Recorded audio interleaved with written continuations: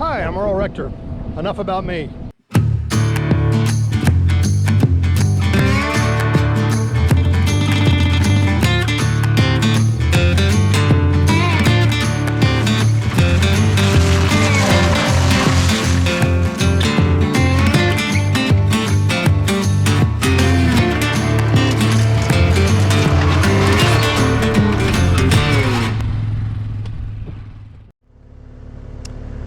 Well, welcome back. Today's episode has to do with something a little out of the unusual, but very much a part of this business.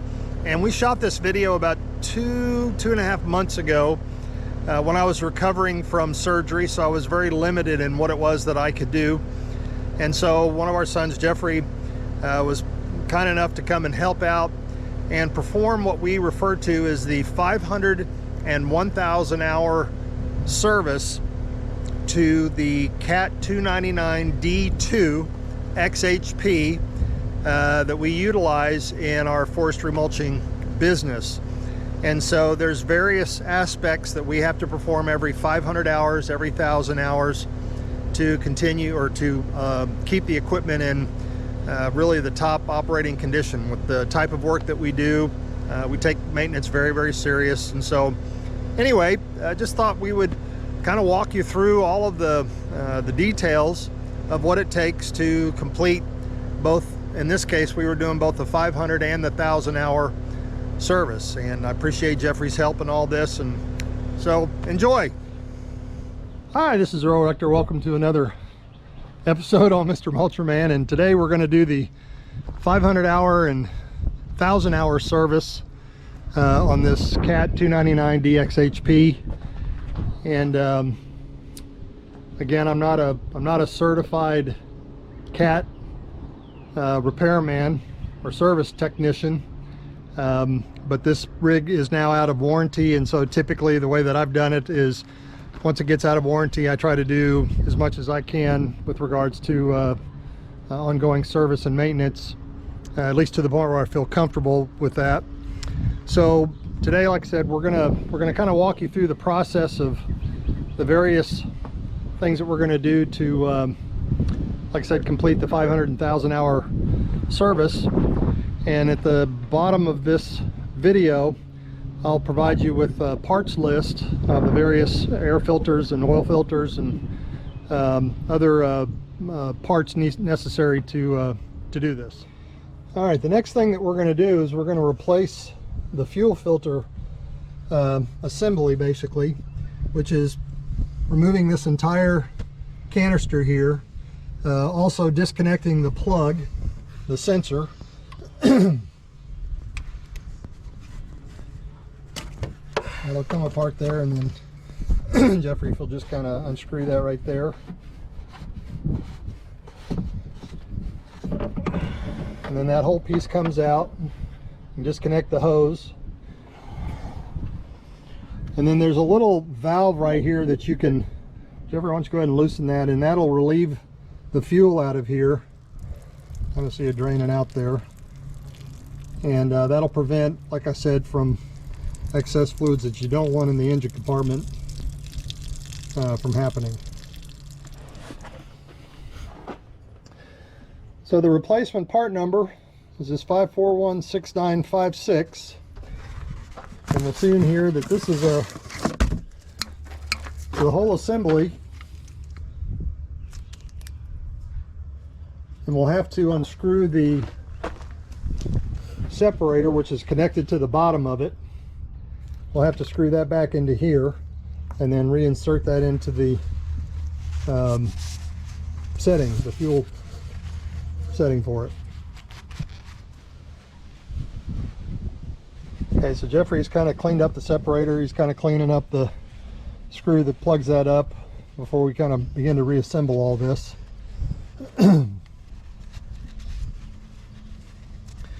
And I'll shoot another video. Something else that Jeffrey did today was what I call the 30-day maintenance on the machine, and we'll do that as a separate video, but I can't emphasize just the importance of not just maintaining the equipment, but especially in this engine compartment, keeping that really clean obviously, because that's where the biggest amount of heat is generated. And again, if you don't keep that clean, it can create a fire hazard pretty quickly. So, all right, so Jeffrey's gonna reinstall the separator. It just kind of screws back in there.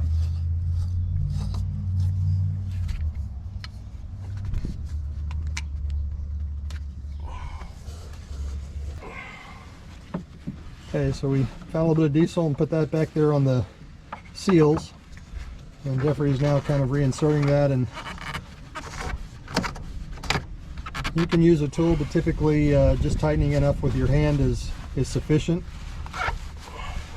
Unless you're not as strong as Jeffrey is. There is a lock point on here where it won't let you over. Okay, to let you know you've gone far enough. Okay, and reconnect the sensor plug and the overflow hose.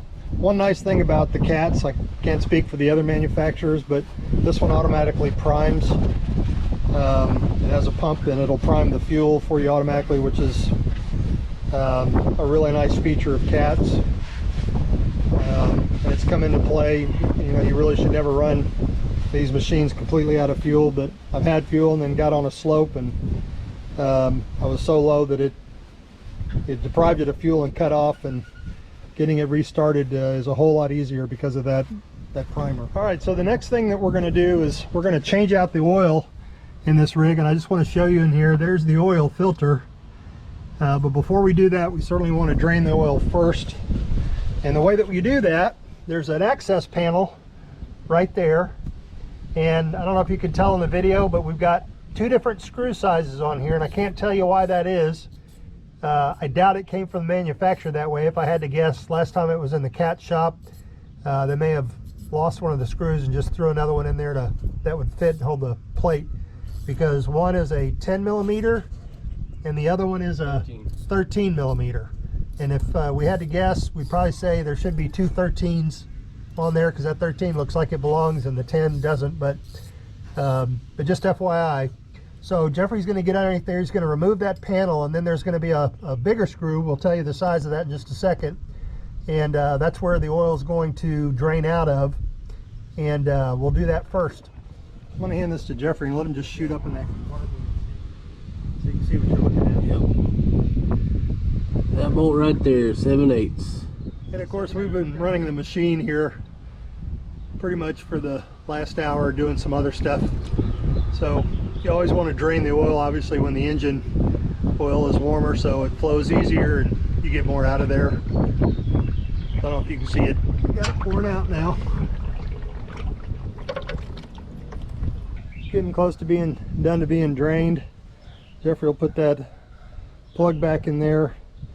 And just so that you know, there's roughly about 3 gallons of engine oil that this will hold. And here's a shot of the Cat oil that we use, part number 5153973, and it'll take just about all 3 of these to fill this back up. All right, so reinstalled the drain plug.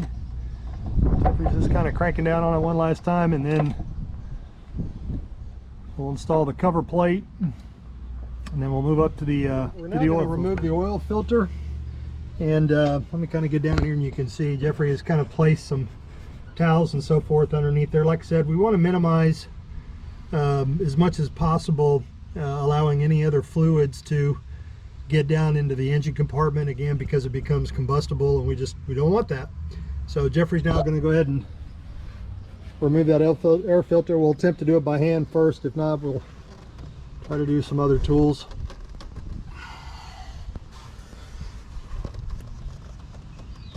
Did you get it? Yep. There we go. I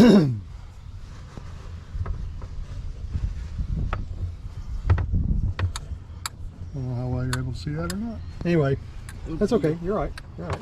You do your thing. There she is. Okay. All right. The replacement oil filter is right here. It's part number 3776969. I'm gonna hand that over to Jeffrey. The oil where? whole thing up right there. You just want to kind of dab a little bit of oil on that seal again before you thread it back on.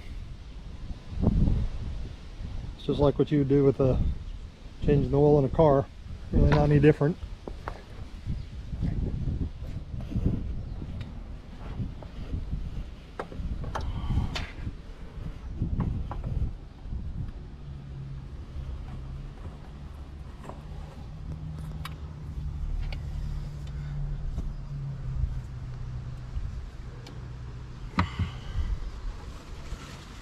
This is real easy when I don't have to do it.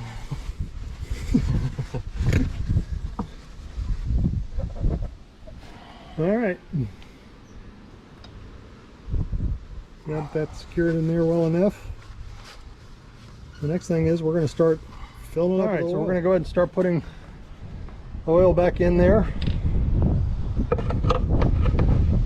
There's any number of funnels. This one seems to do the job for us.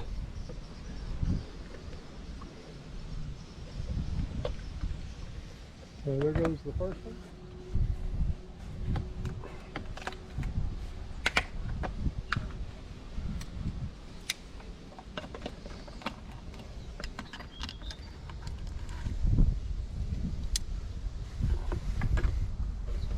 Here goes the second one.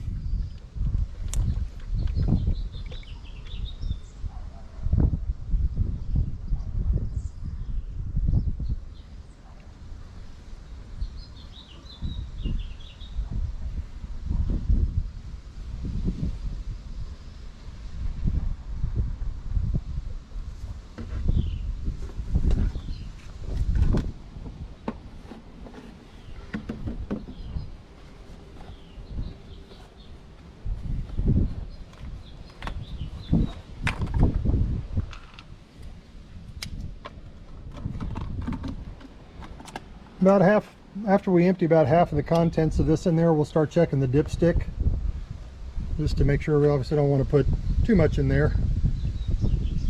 So here goes the third one.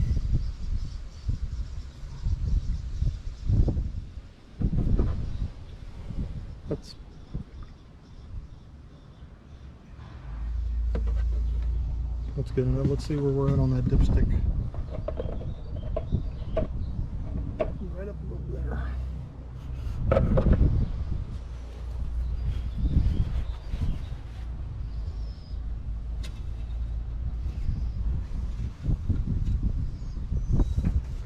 One more time. Yeah. And I'll get a true reading.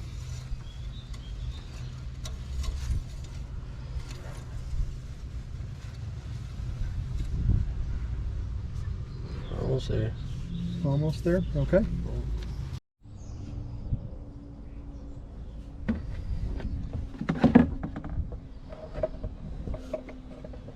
It takes just about the full 3 gallons.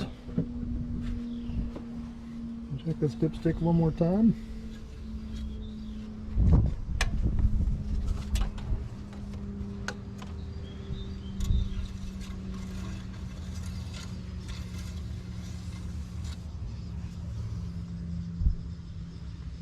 Good. All right, next step here is going to be to remove the hydraulic filter from the system here. So you'll notice at the bottom there's a drain plug right there that you can remove first to drain out the hydraulic fluid before you take off the housing. So Jeffrey will kind of jump in there and start on that, and you can see he's got a container to kind of catch the runoff. Again, we're always trying to minimize or eliminate any unwanted fluids from finding their way into the engine compartment.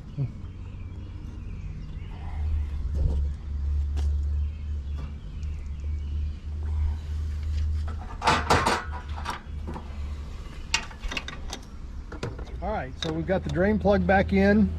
We've drained out the excess fluid inside the hub there, and now Jeffrey's going to remove the outer housing to where the actual filter is located at.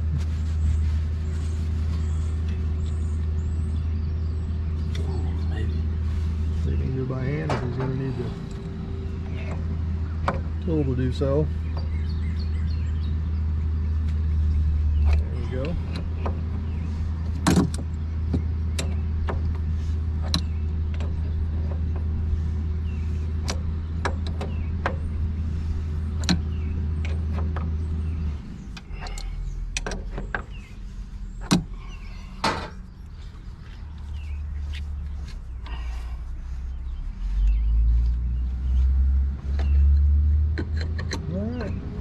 Take a look at what it's like. Like I said, this is a pre-manufactured filter. It's the whole assembly. We'll pull that out and put the new one in. Yeah, that was a needed replacement. So here's the new filter, and this is part number 4215479.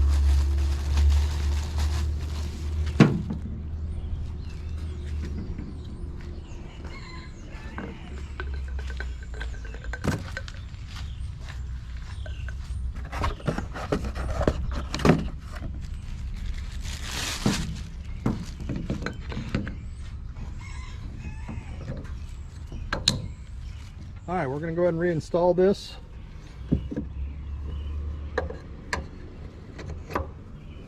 Pretty simple.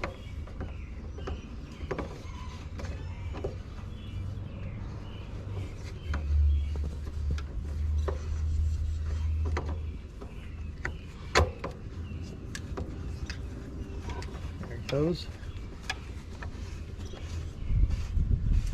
And as far as knowing how far to, or how much torque to put on there, I believe there's a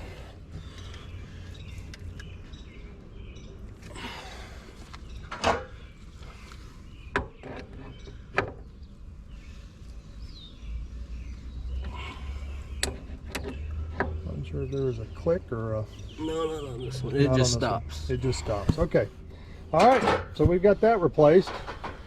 Okay, so the next thing that we're going to do is we're going to replace the filters on here. And Jeffrey, if you'll pull that cover, and in here there's two filters. There's a outer filter and an inner filter. This two filter system is very effective, especially when you're working in real dusty conditions. So there's the outer filter, and then there's this really fine filament filter, and we're going to replace both of those with, get the parts here. So the first part number is 1106326. That's that outer air filter. And then the inner air filter, part number 1106331, will be the fine one. So we'll watch Jerry kind of put these in.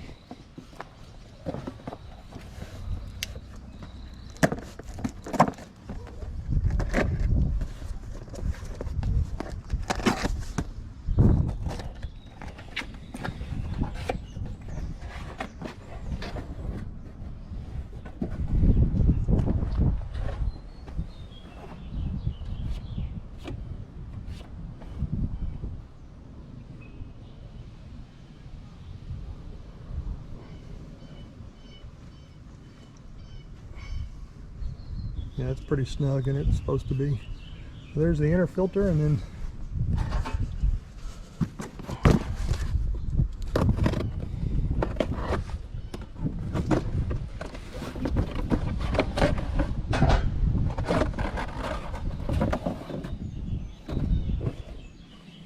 Nice and pretty. yeah.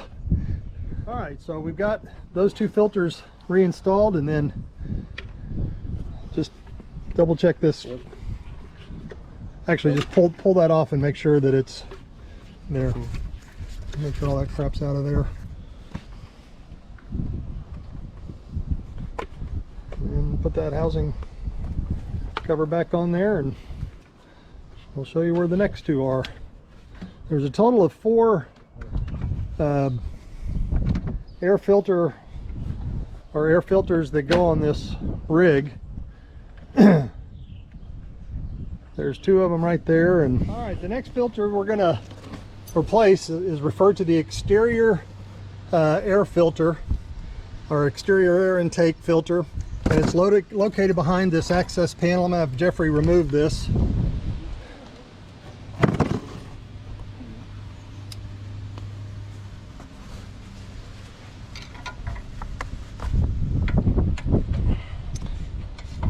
And this is just an access panel to the housing that actually holds the filter. There's another panel that we'll need to remove right there.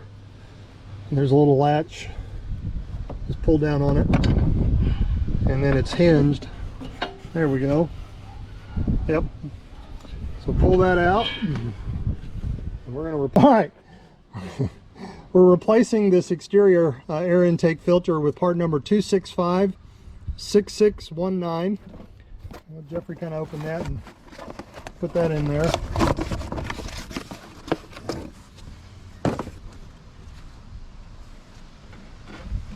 There we go. Like I said, that access panel or that cover panel is kind of hinged.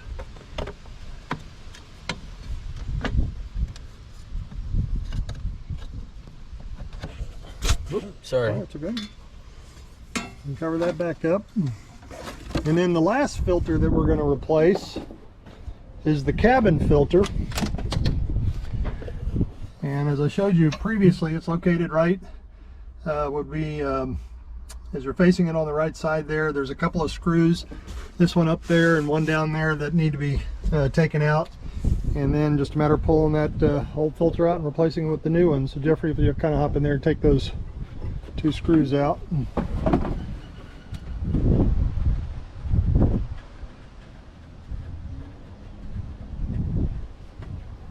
And they'll come all the way out.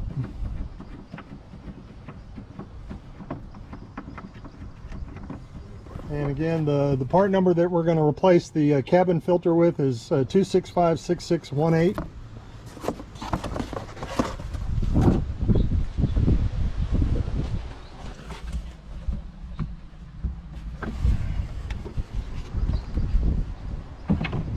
Put that panel back on there, those screws back on there, and that'll complete replacing all of the related air filters on this rig, which are part of the 500-hour service.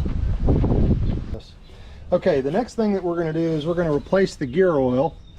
And the way that you do this is I'm going to have Jeffrey kind of roll the skid steer forward just a little bit, and we want this nut here to come in basically horizontal to the, or vertically to the machine, because that's actually where we're going to drain the gear oil out of. What we do next is then we're going to roll the machine back and bring the screw vertically up to this position here, and then that's how we fill it. There's no dipstick, anything like that at all to check. You just fill it until it starts to spill out, and that's full. We'll put that screw in and we're done. So we'll do both sides, but I'm going to go ahead and have Jeffrey, like I said, start this up, and we'll rotate this to where it's in a vertical position relation to the surface. Okay, go ahead and back it up.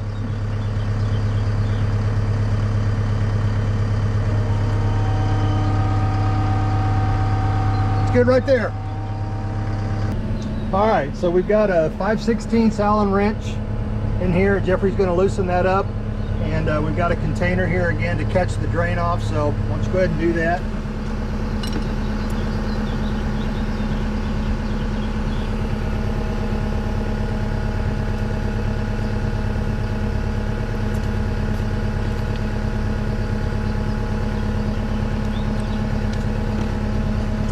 Again, this is part of the 500-hour service. I've been talking about 500 and 1,000-hour service. There's just a couple of things that separate the two. I mentioned one, the hydraulic filter is one that you do every 1,000 hours. And then pretty much everything else we've done, the oil change, the filters, the fuel change, that's all every 500 hours.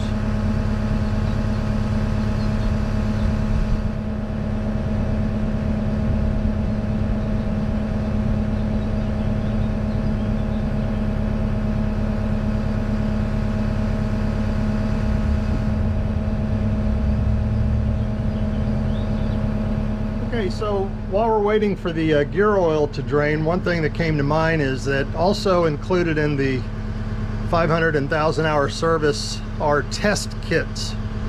that CAT provides for, well, they sell it to you for the oil, for the gear oil, for the coolant, and they send those off and have them tested to ensure that there's no contaminants or anything in there that might be damaging to the equipment.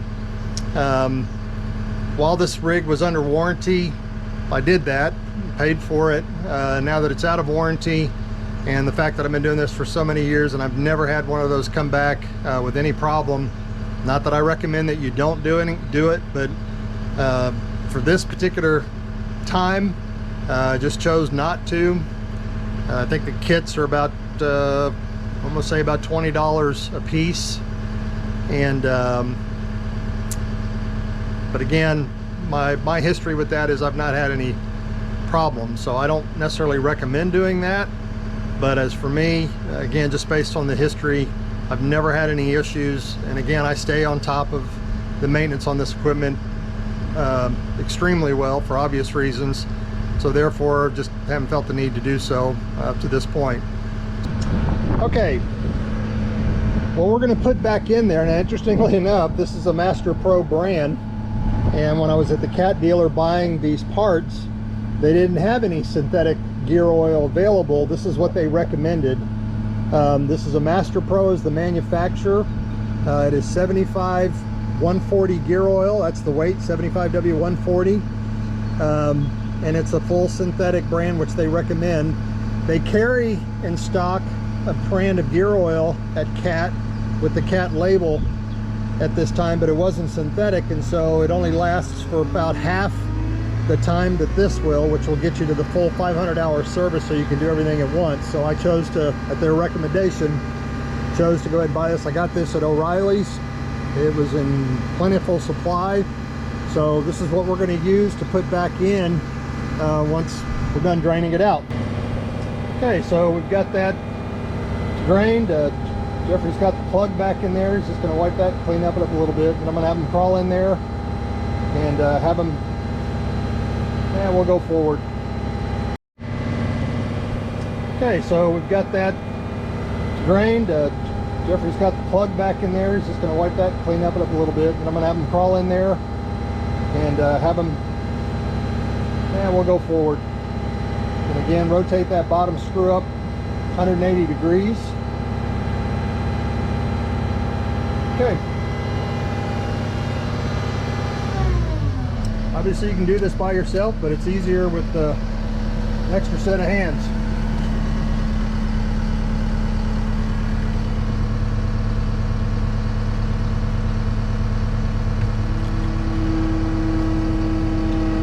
Keep going. Keep going. Stop. Alright, we're going to go ahead and start pouring in the new oil. Again, there isn't a dipstick or anything like that. The way it was explained to me by the dealer was when it starts to leak out at the top, you pretty much got it full. Alright, so you can see how it's starting to ooze out of the top there, and that's the indicator that it's full. So we'll move over and replicate this process on the other side and be done. Okay, we're now on the other side. Jeffrey's in there, and I'll have him pull forward again. Just, we're pretty close already on this one.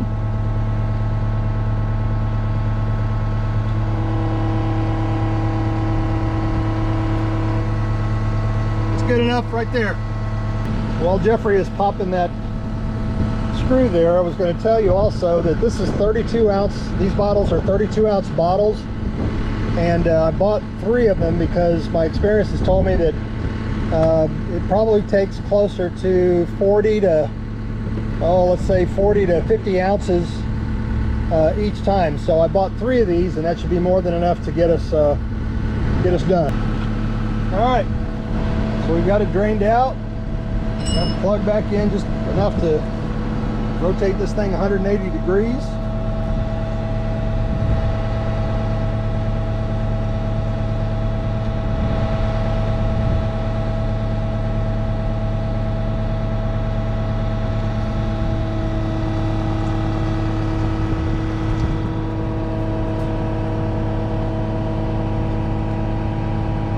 Coming.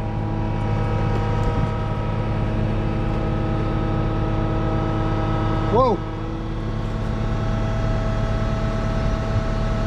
All right, take that top screw back out and start filling it up.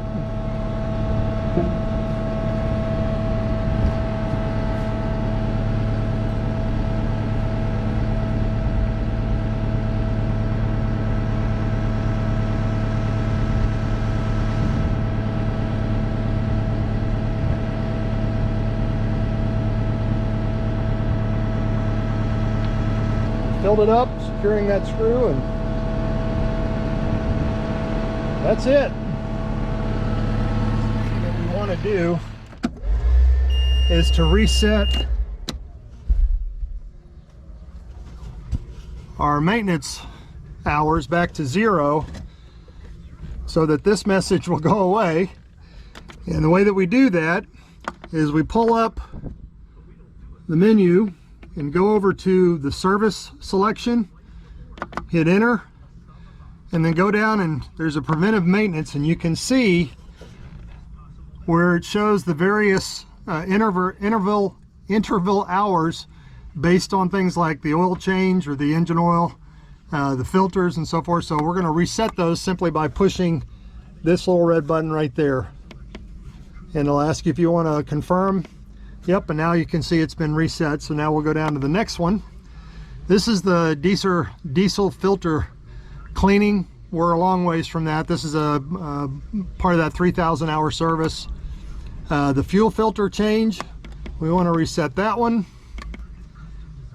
And the hydraulic filter change, we're going to reset that one as well because we replaced that. And that's it. Pretty simple stuff.